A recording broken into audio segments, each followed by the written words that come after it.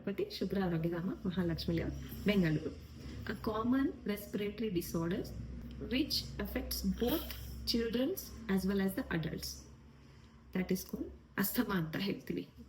Narrowing of the air passages. Due to this ಏನಾಗುತ್ತೆ, breathing difficulty ಆಗುತ್ತೆ.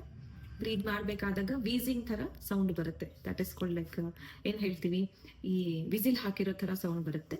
Sometimes continuous calf ಬರುತ್ತೆ. ಈ ಥರ ಸಿಂಟಮ್ಸ್ ಬರ್ತಾ ಹೋಗುತ್ತೆ ಅಸ್ಥಮಾದಲ್ಲಿ.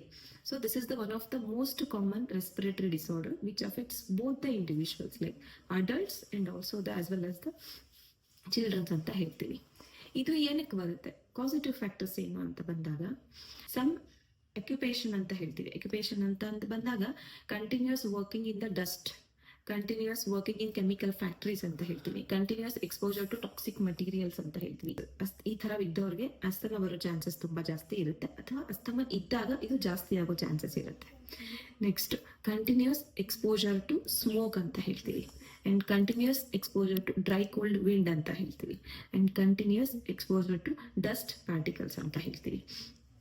ಎಷ್ಟೋ ಜನ ಫ್ಯಾಕ್ಟ್ರಿಲಿ, ಕೆಮಿಕಲ್ ಫ್ಯಾಕ್ಟ್ರಿಲಿ ಎಲ್ಲ ಕೆಲಸ ಮಾಡೋರಿಗೆ ತುಂಬಾ ದಿನಗಳು, ತುಂಬಾ ಮಂತ್ಸ್ ಅಂಡ್ ಮೆನಿ ಇಯರ್ಸ್ ಇಂದ ಎಕ್ಸ್ಪೋಸ್ ಆಗ್ತಾ ಇರ್ತಾರೆ.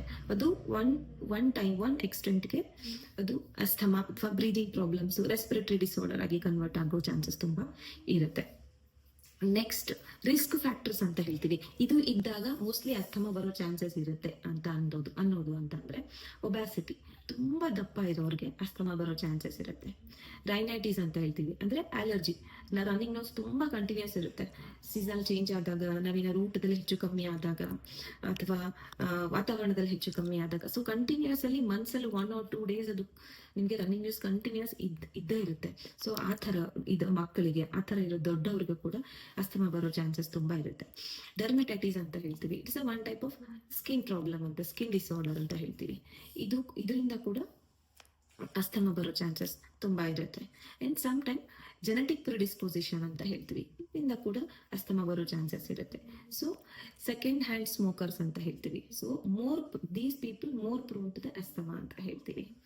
ಸೊ ಇದಕ್ಕೆ ನಾವು ಲೈಫ್ ಸ್ಟೈಲ್ ಅಲ್ಲಿ, apart from the medications, inhalers ಇದ್ದಾಗ ಕೂಡ, apart from these normal lifestyle ಅಲ್ಲಿ ಏನೇನು ಚೇಂಜಸ್ ಮಾಡ್ಕೊಂಡ್ರೆ ನಾವು ಇದನ್ನ ಈಸಿಯಾಗಿ ಮ್ಯಾನೇಜ್ ಮಾಡ್ಕೋಬಹುದು, ಇದರಿಂದ ತುಂಬಾ ಸಫರ್ ಆಗೋದು ಕಮ್ಮಿ ಮಾಡ್ಕೋಬಹುದು ಅಂತಂದ್ರೆ 3 types ಆಫ್ ಮ್ಯಾನೇಜ್ಮೆಂಟ್ ಅಂತ ಹೇಳ್ತೀವಿ. One is dietary management, second is physical activity, and third is yogic management ಅಂತ ಹೇಳ್ತೀವಿ.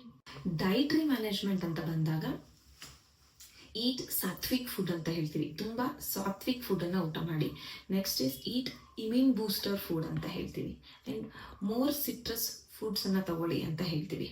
ಸೊ ಟೀಸ್ ಅಂತ ಬಂದಾಗ, ಹರ್ಬಲ್ ಟೀಸ್ ಲೈಕ್ ತುಳಸಿ ಟೀ ಅಂತ ಹೇಳ್ತೀವಿ, ಜಿಂಜರ್ ಟೀ ಅಂತ ಹೇಳ್ತೀವಿ, ಹರ್ಬಲ್ ಟೀ ಅಂತ ಹೇಳ್ತೀವಿ. ಇದನ್ನ ನೀವು ಇನ್ಕ್ಲೂಡ್ ಮಾಡಿ. ಫ್ರೆಶ್ಲಿ ಪ್ರಿಪೇರ್ಡ್ ಫುಡ್ ಅನ್ನೇ ಪ್ರಿಫರ್ ಮಾಡಿ. And next is soups like hot soups ಅಂತ ಹೇಳ್ತೀವಿ, ವೆಜಿಟೇಬಲ್ ಸೂಪ್ಸ್ ಆಗಲಿ, whatever the soup you like, but use hot soups ಅಂತ ಹೇಳ್ತೀವಿ. ಏನನ್ನ ಅವಾಯ್ಡ್ ಮಾಡಬೇಕು, highly acidic foods like pickles, ಈ ಥರದ್ದು ಯೂಸ್ ಮಾಡಬೇಡಿ. ತುಂಬ ಜಾಸ್ತಿ ಮಸಾಲೆ ಪದಾರ್ಥ ಯೂಸ್ ಮಾಡಬೇಡಿ. ನೆಕ್ಸ್ಟ್ ಇಸ್ ಬೇಕರಿ ಐಟಮ್ಸ್ ಕಮ್ಮಿ ಮಾಡಿ. ಆ್ಯಂಡ್ ತುಂಬ fried and deep fried items ಅಂತ ಏನೋ ಹೇಳ್ತೀವಿ, ಅದನ್ನು ಕಮ್ಮಿ ಮಾಡಿ. Unhealthy foods, freezed foods, and cold drinks, carbonated drinks ಅಂತ ಹೇಳ್ತೀವಿ, ಇದನ್ನ ತುಂಬ ಕಮ್ಮಿ ಮಾಡ್ಕೋಬೇಕು. ನೆಕ್ಸ್ಟ್, ಫಿಸಿಕಲ್ ಆಕ್ಟಿವಿಟಿ ಅಂತ ಬಂದಾಗ, ನಾರ್ಮಲಿ ನಾವು ಅಸ್ಥಮ ಇರೋರಿಗೆ ಮಿನಿಮಮ್ 30 minutes ನಿಮ್ಮ ಬಾಡಿನ ನೀವು ಸನ್ ರೇಸ್ಗೆ ಎಕ್ಸ್ಪೋಸ್ ಮಾಡಿ ಅಂತ ಹೇಳ್ತೀವಿ. ನೆಕ್ಸ್ಟ್, ಕಂಟಿನ್ಯೂಸ್ ಆಗಿ ಸ್ಟೀಮ್ ತಗೊಳ್ಳಿ ಅಂತ ಹೇಳ್ತೀವಿ, ಇನ್ಹಲೇಷನ್ ಆಫ್ ಸ್ಟೀಮ್ ಅಂತ ಹೇಳ್ತೀವಿ. ನೆಕ್ಸ್ಟ್, ನಿಮ್ಮ ಬಾಡಿಗೆ forward bending exercises and backward bending exercises ಅಂತ ಹೇಳ್ತೀವಿ. ಬ್ರೀದಿಂಗ್ ಟೆಕ್ನಿಕ್ಸ್ ಆಗಲಿ, ಅಥವಾ ನಾರ್ಮಲ್ ಲೂಸ್ನಿಂಗ್ ಎಕ್ಸಸೈಸಸ್ ಆಗಲಿ, ಈ ಥರ ವಾರ್ಮಪ್ ಎಕ್ಸಸೈಸಸ್ ಆಗಲಿ, ಇದೆಲ್ಲ ತುಂಬ ಜಾಸ್ತಿ forward and backward bending exercises. ಇದು ಮಾಡಿದಾಗ ನಿಮಗೆ ಏರ್ವೇಸ್ ಅಂದರೆ ಗಾಳಿ ಈಸಿಯಾಗಿ ಹೋಗೋಕ್ಕೆ ಬರೋಕ್ಕೆ ನಿಮಗೆ ಬ್ರೀದಿಂಗ್ ಡಿಫಿಕಲ್ಟಿ ಆಗೋದಿಲ್ಲ. Breathing will be easy for you ಅಂತ ಹೇಳ್ತೀವಿ. Next, yogic techniques, yogic management ಅಂತ ಬಂದಾಗ, ಆಸನ ಅಂತ ಬಂದಾಗ ಪಾದಹಸ್ತಾಸನ ಅಂತ ಹೇಳ್ತೀವಿ, ಹಸ್ತ ಉತ್ಥಾನಾಸನ ಅಂತ ಹೇಳ್ತೀವಿ, ಹಾಲಾಸನ ಅಂತ ಹೇಳ್ತೀವಿ, ಭುಜಂಗಾಸನ ಅಂತ ಹೇಳ್ತೀವಿ. ಈ ಥರದ್ದು ಇನ್ಹಲೇಷನ್ ಎಕ್ಸಿಲೇಷನ್ ಸೈಮಲ್ಟೇನಿಯಸ್ಲಿ ಆಸನದಲ್ಲಿ ನೀವು ಇದನ್ನ ಮಾಡ್ಕೊಂಡು ಹೋಗಬೇಕು.